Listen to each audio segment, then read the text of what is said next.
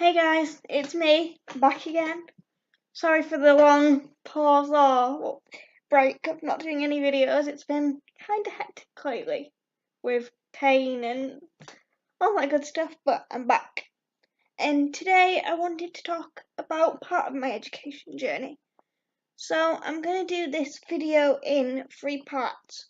One with primary school, one with high school, and one with college. College will probably be done, well, in the summertime after I finish my first year of college to make the video as full as possible. But today's video is about primary school,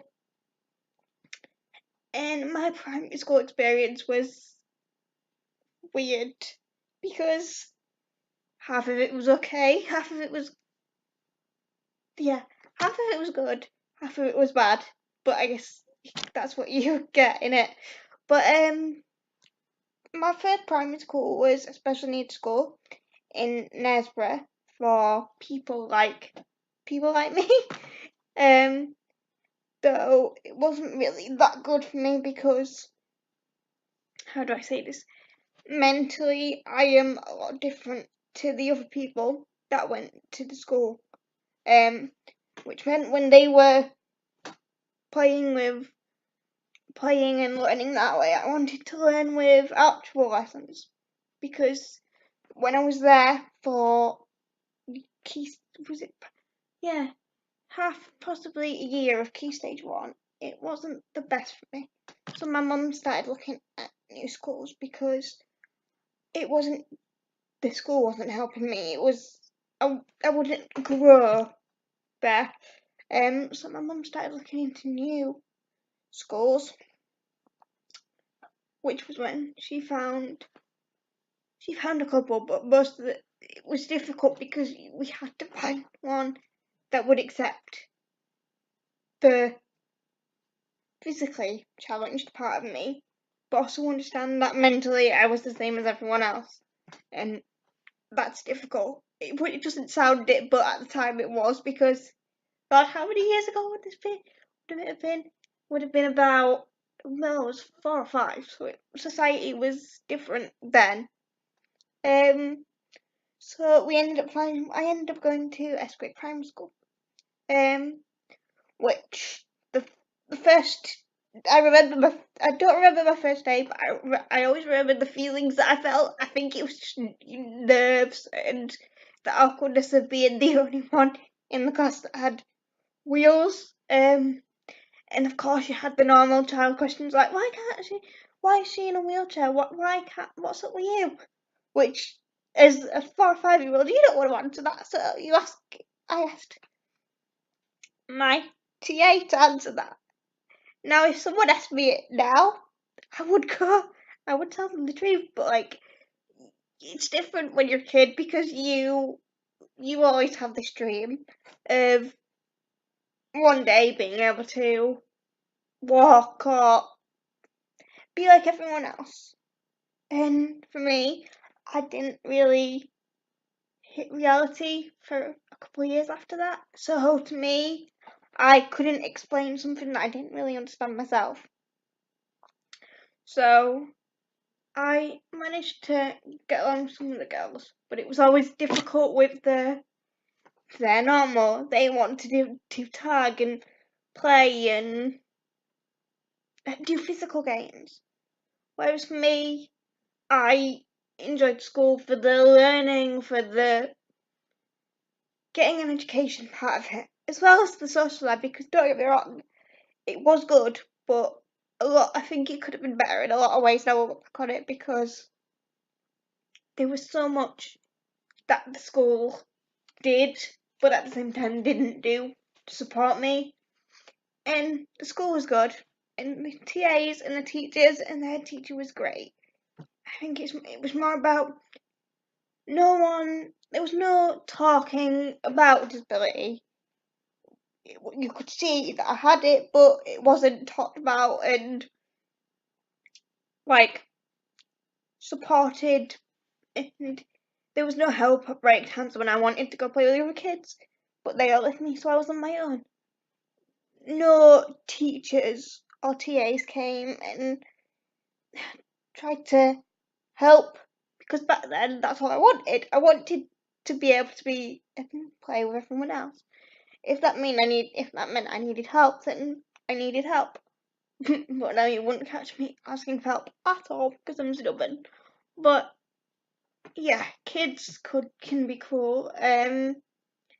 As years went on, it got better, but it got worse, I guess.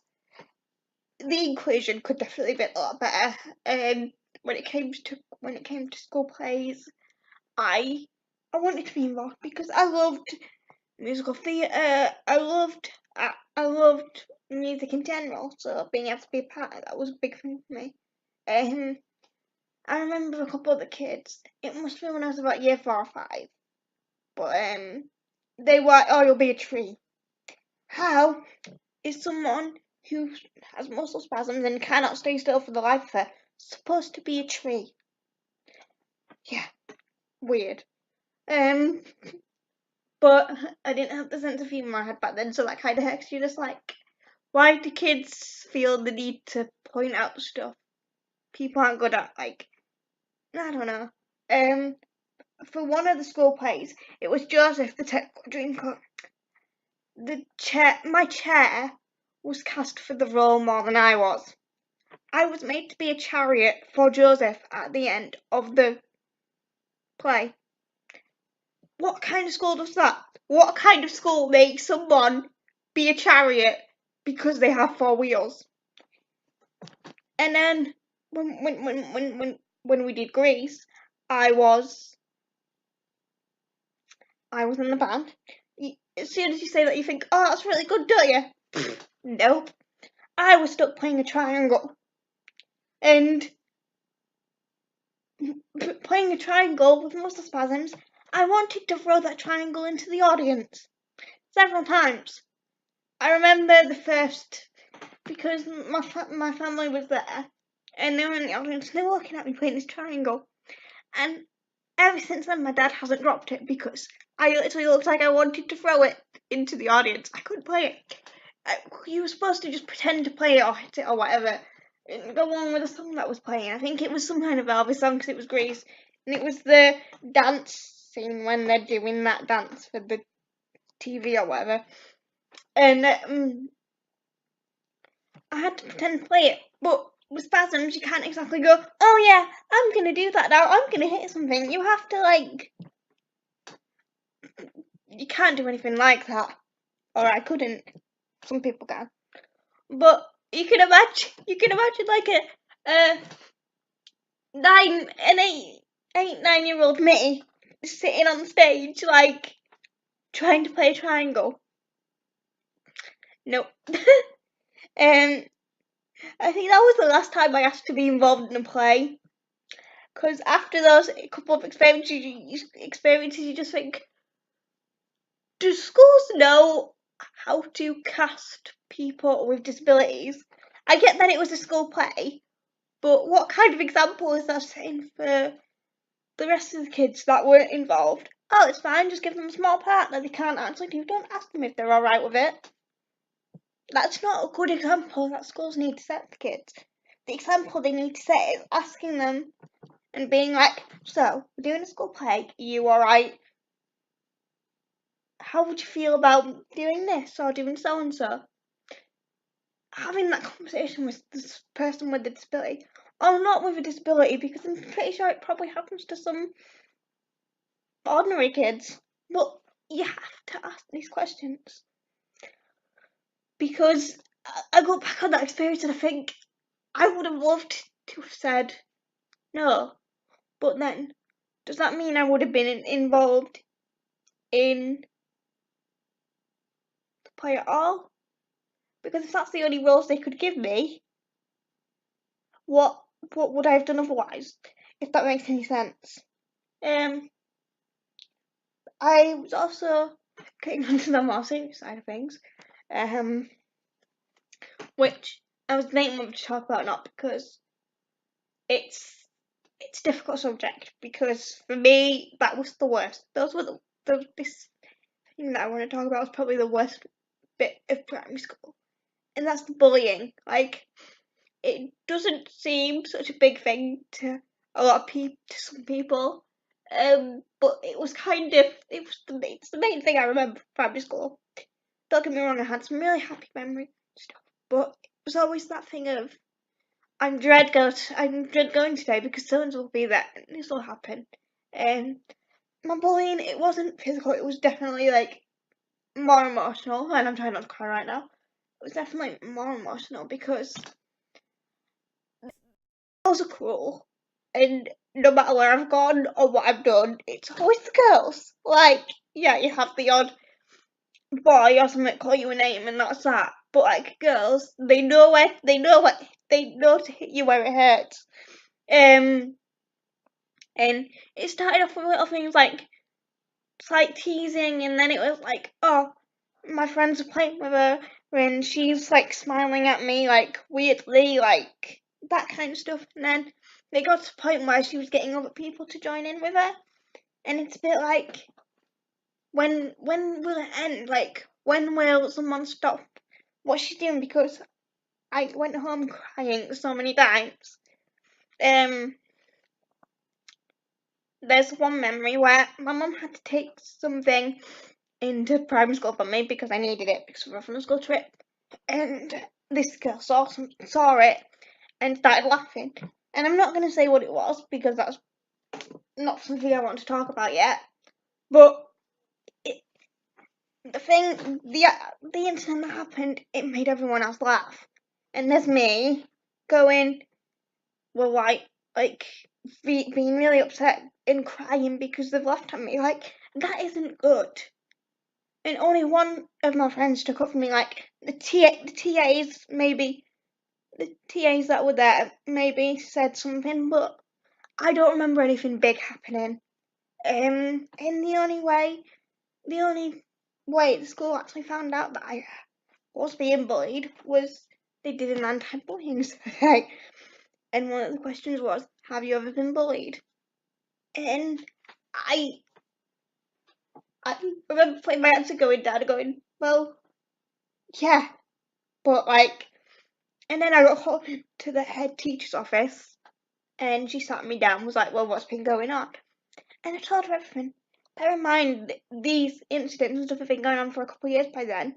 So I'd kind of just thought, well, what's the point in saying anything? But I said something, and all this girl got was a telling off.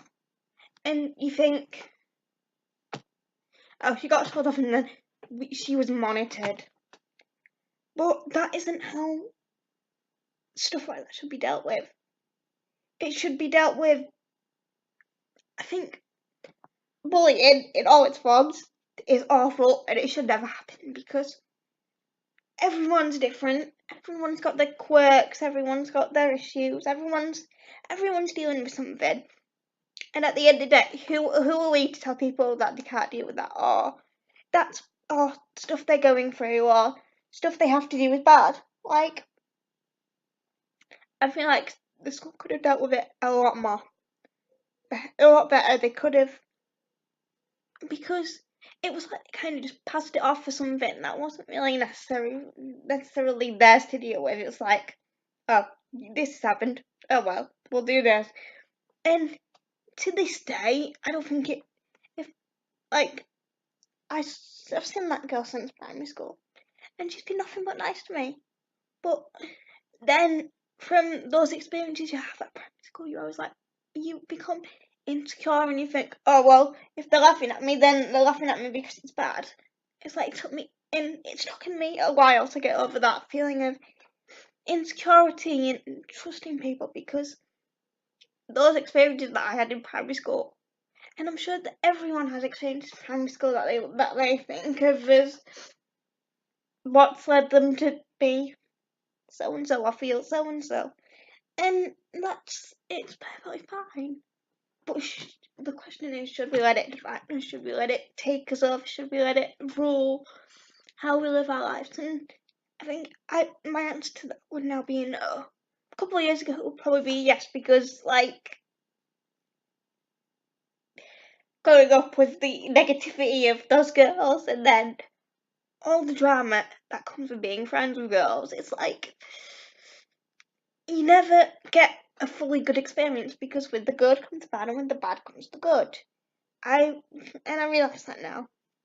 I think maybe 6 years ago, I would have never thought like that. I would have been like, oh God, this is the end of the world, and I'm not gonna find any more friends, and I'm gonna be on my own. And I think it takes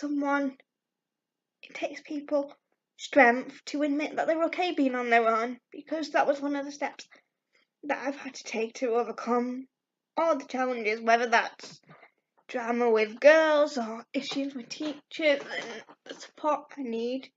It's always, if you are okay to overcome this, you can do anything, because half the stuff I've overcome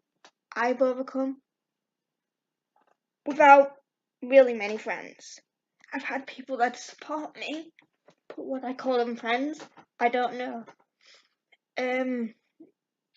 So yeah, primary school is good, bad, and sometimes it's ugly. I know that's a book quote. Don't judge me. But I've come out of it. I went to high school. I'm at college now, and I think those things that I've gone through from primary school and the equality and diversity and issues that I've had to deal with have made me realise that things, maybe not all things, but maybe training needs to be implemented, or there needs to be more talk of disability and stuff within primary schools, because everyone calls it in primary schools being different. Yeah, everyone's different, but that isn't a good explanation. You need some people have disabilities and it makes them different in this way or that way, and don't complicate it, but explain it in a bit more detail. Make sure kids are aware, because as much as I could talk about it being the educator's fault, it's not just the educator's fault, because in primary school you don't just get stared at by the kids, you get stared at by the families of the kids. It was awful going out into the playground and in the beginning getting stared at by the parents, and you're like, how are adults staring at me? Set an example for your kids. Make them know. Teach them a lesson. Well, not teach them a lesson, but help them to understand. Because they're not going to understand on their own. And that needs to be spoken about more. So, this was my video on primary school. My next video will be on high school. And that's a whole nother heap of trouble. Bye for now.